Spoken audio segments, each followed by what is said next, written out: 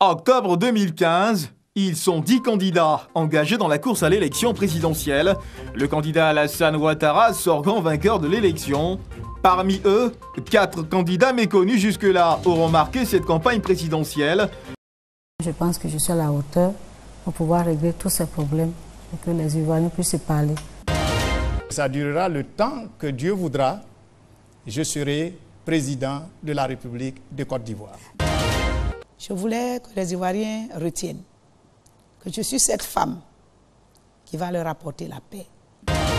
Mes chers Ivoiriens, comment vous et moi, ensemble, en ne comptant que sur nos forces, nous pouvons créer nos propres richesses. 3 ans plus tard, que sont devenus les autres candidats?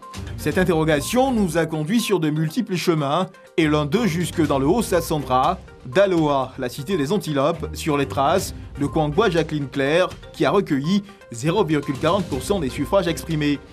Après sa défaite, elle disparaît des écrans radars, mais reste cependant très active dans la ville de Daloa.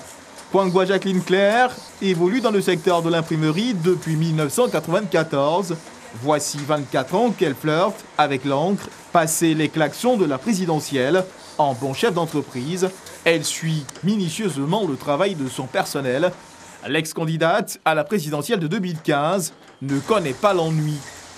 Nous faisons des routes, nous faisons des ouvertures, des lotissements et nous travaillons avec l'État, c'est-à-dire les conseils régionaux, les mairies et les particuliers. 2015 a été une très belle élection pour moi et pour mon équipe.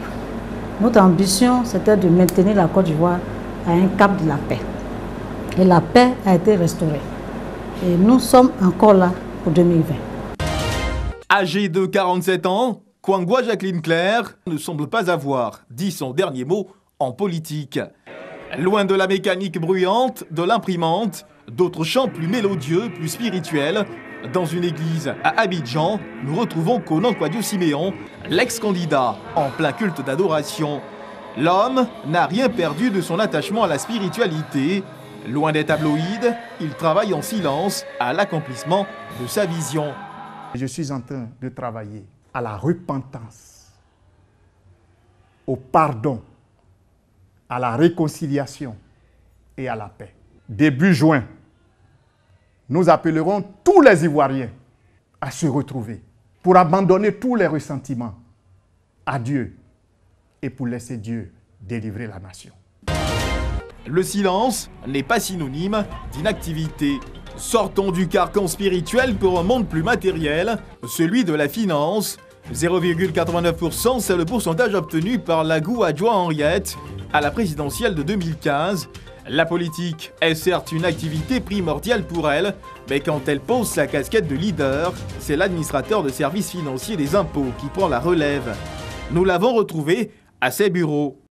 L'inspection, c'est de contrôler, c'est d'inspecter, mais avec plusieurs compartiments, c'est vraiment une grande direction. J'ai mes week-ends pour faire ma politique en tant que chef de parti politique, et puis j'ai la semaine pour mon travail professionnel.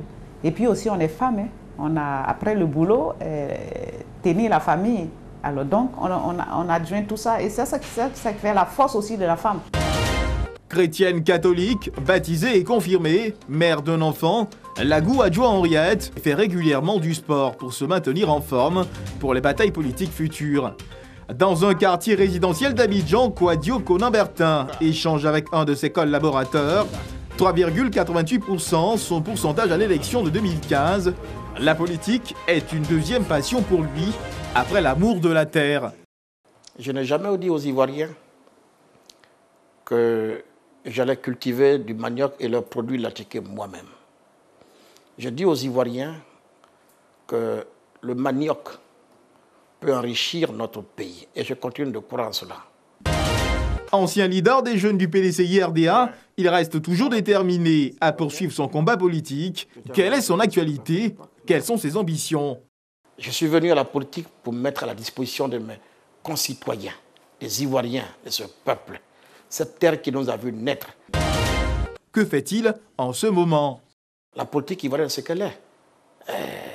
Je ne peux pas vous dire aujourd'hui, ceci m'appartient à Abidjan, cela m'appartient à Bouaké, ceci m'appartient à Yamoussoukro. Non. Eh bien, nous nous rendons utiles, Nous sommes tous soit planteurs, soit opérateurs économiques, soit fonctionnaires, mais chacun s'organise comme il peut.